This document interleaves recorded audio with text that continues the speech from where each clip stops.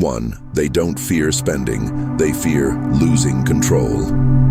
Example: they stare at a simple $40 snack like it's a life-altering commitment, imagining how this one small treat might trigger a full financial downfall by next week. Explanation: their brain automatically links spending with disaster, convincing them that every cent used today destroys their stability tomorrow, even when nothing is actually going wrong. 2. Their childhood made money feel dangerous. Example: they grew up hearing, "We can't afford that," so often that even buying toothpaste feels like breaking a sacred rule, as if their childhood voice is still policing every decision. Explanation: the brain records scarcity during childhood and replays it in adulthood, turning normal purchases into emotional flashbacks of fear and financial insecurity. 3. They overthink, even small purchases. Example: they can stand in an aisle for 20 minutes comparing one brand of soap to another, acting like they're negotiating a multi-million rand business deal for a company they don't even own. Explanation: overthinking becomes a coping mechanism because the illusion of extra analysis gives them temporary safety, even though it only increases stress and delays decisions. 4. They feel guilty, even when spending on necessities. Example: they buy bread, milk, or electricity and instantly feel like they just did something reckless, even though it's literally what keeps them alive and functional every single day.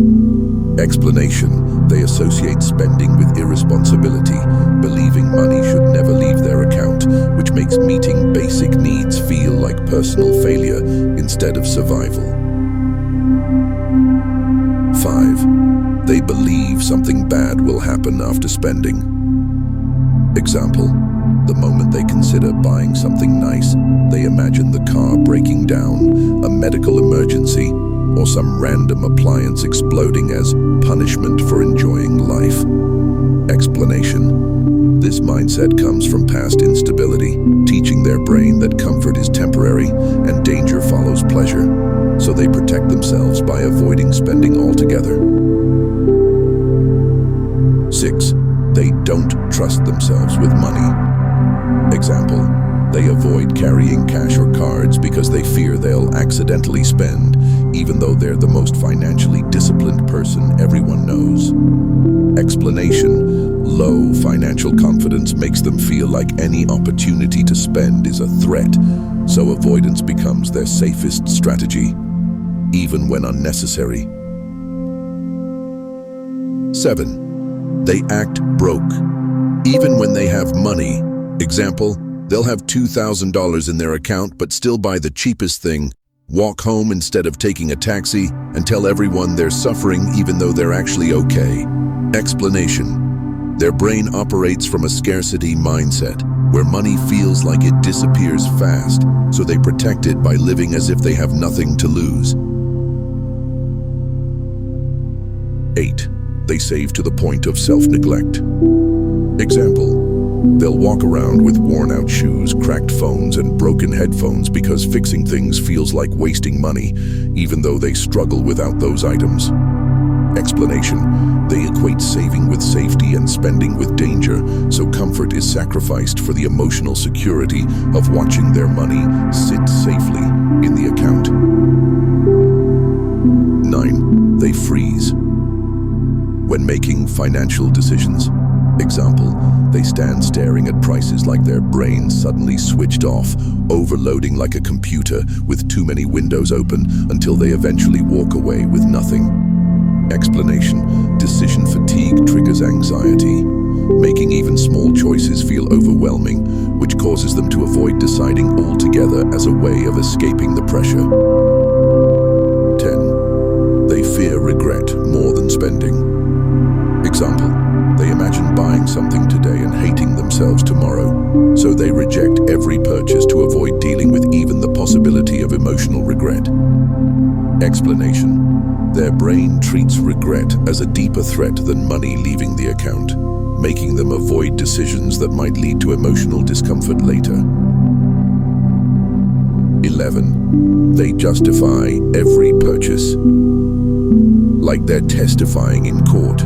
Example, they explain every item they buy with long speeches like, "It was on sale," or "I needed it for survival," even when nobody asked or even cares.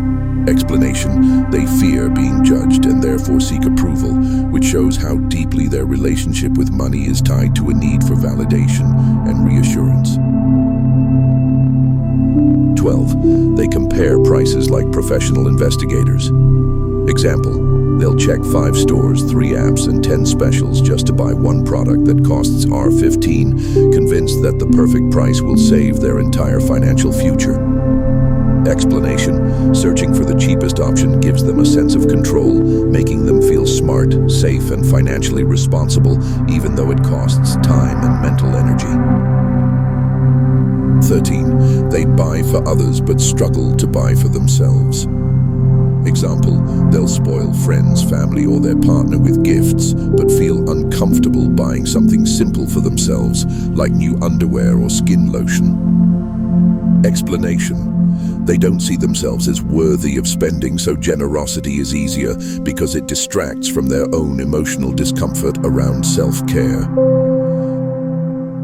14. They feel safer holding money than holding items. Example, they'd rather keep $500 in their account untouched than buy something that would genuinely make their life easier or more comfortable.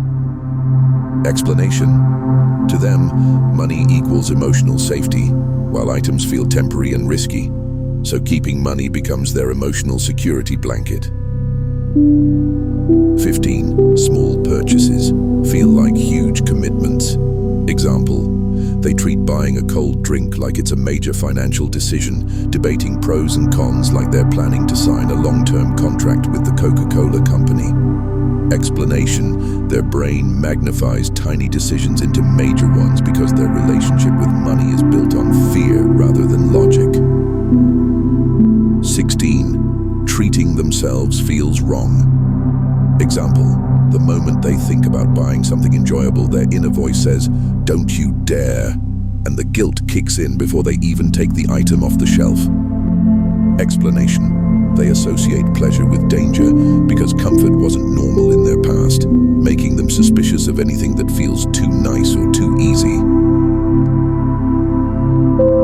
17. Spending stresses them more than earning. Example, they can work overtime without complaining, but ask them to spend $100 and they suddenly need time to breathe, think, rethink, and probably walk away.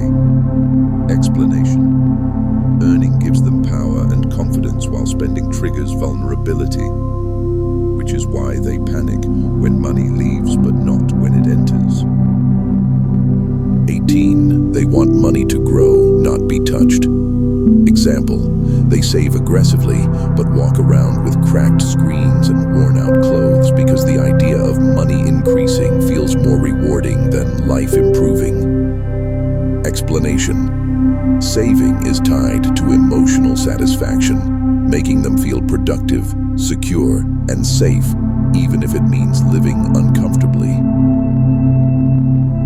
19. They live in constant what-if mode. Example, they imagine every possible disaster, car breakdowns, hospital bills, emergencies, before buying anything, even something as small as a snack. Explanation, their mind prioritizes future danger over present comfort, so their decisions are driven by fear-based planning instead of what they actually need. 20. More money doesn't remove their fear. Example, even when their income increases, they still act the same, avoiding purchases, panicking over prices, and stressing over tiny financial decisions. Explanation, money fear isn't solved by money because it's emotional, rooted in past trauma and insecurity that stays even when their financial situation improves. Psychology of people who fear spending, with punctuation. Money anxiety is more common today than ever before, and for many people, the fear of spending isn't about being stingy, it's about feeling unsafe. The mind often treats money the same way it treats survival, so every swipe or purchase creates a quiet internal battle between desire and danger. People who struggle with spending usually grew up in unpredictable environments where money came and went without warning. Their brains learned to cling to every cent like it's a life jacket. These individuals don't hold back because they're disciplined. They hold back because spending triggers stress, guilt, and the fear of losing control. This fear shows up in different ways. Some people avoid buying things they truly need, even if they can afford them. Others overthink every purchase until the excitement disappears and they walk away empty-handed. Many feel guilty when treating themselves or feel irresponsible whenever they buy something that isn't strictly necessary. They become professionals at talking themselves out of joy because their minds associate spending with future disaster. The roots of this fear often go deeper than the present moment, connected to childhood instability, financial trauma, or years of watching money being mismanaged by parents or partners. Psychologically, this fear is the brain's attempt to protect them. Keeping money feels safe, and losing money feels dangerous, even if the danger is only imagined. Emotional memory is powerful, which makes the reaction powerful too. But too much fear becomes its own trap. People miss opportunities because they don't want to risk a cent. They avoid investments because they fear losing money. They block their own financial growth because growth often requires calculated spending. Without noticing, they protect themselves so much that they limit themselves. Still, this fear is human and completely understandable in a world where life is expensive and uncertainty is constant. Healing this fear doesn't mean becoming careless with money. It means learning to trust yourself. It means understanding that spending can be safe when it's intentional, planned, and aligned with your goals. It requires breaking the belief that every cent leaving your account is a threat and replacing it with the understanding that some spending is actually an investment in comfort, progress, or opportunity. In the end, the goal is balance. Not being terrified to spend, but also not wasting money. Building a future without punishing your present. Realizing that money is a tool, and tools are meant to be used, not hidden away in fear. Life becomes lighter when you finally allow yourself to enjoy what you work for while still building wisely for tomorrow. Before you run off and overthink your next purchase, do me one favor. Actually, do me three. Like the video, drop a comment, and hit that subscribe button like it owes you money. Share this with someone who panics when the cashier says, "Your total is," because they need this more than all of us. And listen, if you want deeper psychology breakdowns, money mindset guides, and more content that opens your mind and slaps you with truth at the same time, visit my website. That's where the real gems live. Free game, tools, resources, and everything you need to level up mentally, emotionally, and financially.